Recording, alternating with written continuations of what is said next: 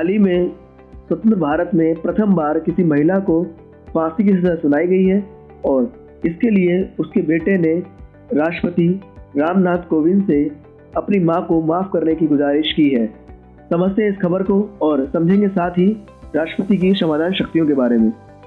हाल ही में उत्तर प्रदेश के अमरोहा की रहने वाली साजिया फाख्ता शबनम के 12 साल के बेटे ने राष्ट्रपति रामनाथ कोविंद से अपनी मां को माफ करने की अपील की है, जो मृत्युदंड की सजा भुगत रही है।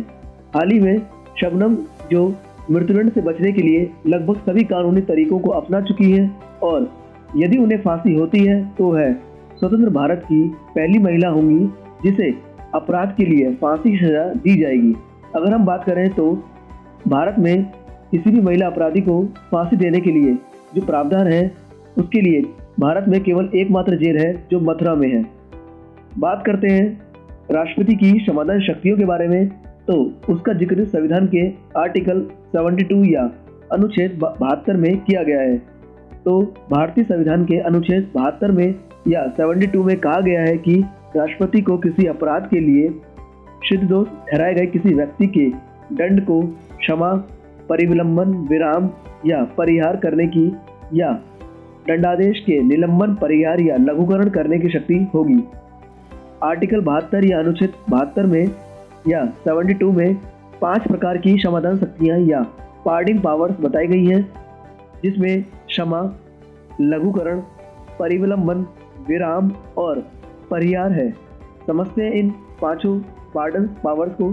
तो क्षमा या पार्डन में क्षमादान के अंतर्गत अपराधी को पुण्यात सभी सजाओं और दंडों तथा निर्दयताओं से मुक्त कर दिया जाता है और उस व्यक्ति को इस तरह का दर्जा दिया जाता है जैसे उसने कभी अपराध किया ही ना हो। दूसरा है लघुकरण। लघुकरण का तात्पर्य किसी एक वस्तु अथवा विषय को दूसरे साथ बदलना है। सरल शब्दों में समझें तो सजा की प्रकृति में परिवर्तन करना। उदाहरण के लिए कठोर कारावास को साधारण कारावास में बदल देना। तीसरा है परिविलंबन। परिविलंबन का अर्थ है मौत की सजा का अस्थायी निलंबन, यानी क्षमादान या लघुकरण की अपील के लिए मृत्युदंड की कार्रवाई को अस्थायी रूप से निलंबित करना। चौथा है विराम। विराम का अर्थ है कुछ विशेष परिस्थितियों की वजह से सजा को कम करना, जैसे महिला अपराधी की गर्भावस्था के कारण सजा में कमी। आखिरी है परिहार। परिहार का तात्पर्य है सजा की प्रकृति को बदले बगैर सजा में कमी, जैसे कि 1 साल की सजा को घटाकर 6 महीने या 8 महीने की कर देना। अगर बात करें तो राष्ट्रपति की समाधान शक्तियां राज्यपाल की समाधान शक्तियों से काफी अधिक होती हैं। अगर बात करें राज्यपाल की समाधान शक्तियों की, तो उनका जिक्र संविधान के आर्टिकल 161 या अनुच्छेद 161 में किया गया है। समझते हैं ये राज्यपाल से किस प्रकार भिन्न है।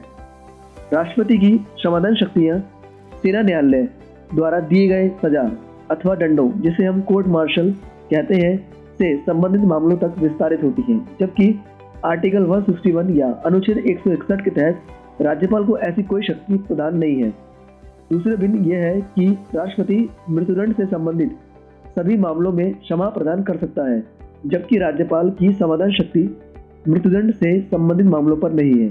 बात करें समाधान शक्तियों के प्रयोग की, तो राष्ट्रपति द्वारा समाधान शक्तियों का प्रयोग मंत्रिपरिषद की सलाह पर किया जाता है। बिना मंत्रिपरिषद की सलाह के राष्ट्रपति समाधान नहीं कर सकता।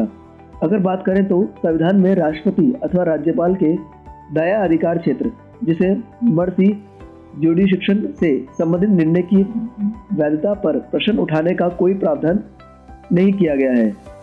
बात करें इस साजिया की, तो 14 अप्रैल 2008 को रात को उत्तर प्रदेश के अमरोहा के बावनखेड़ी में शबनम ने प्रेमी सलीम के साथ मिलकर अपना माँ बाप, 2 भाई, भाभी, मौसी की बेटी और भतीजे, कुल मिलाकर 7 लोगों का कुल्हाड़ी से वार करके उनका कत्ल कर दिया था। दोनों ही आरोपियों ने पुलिस के सामने कबूल किया है।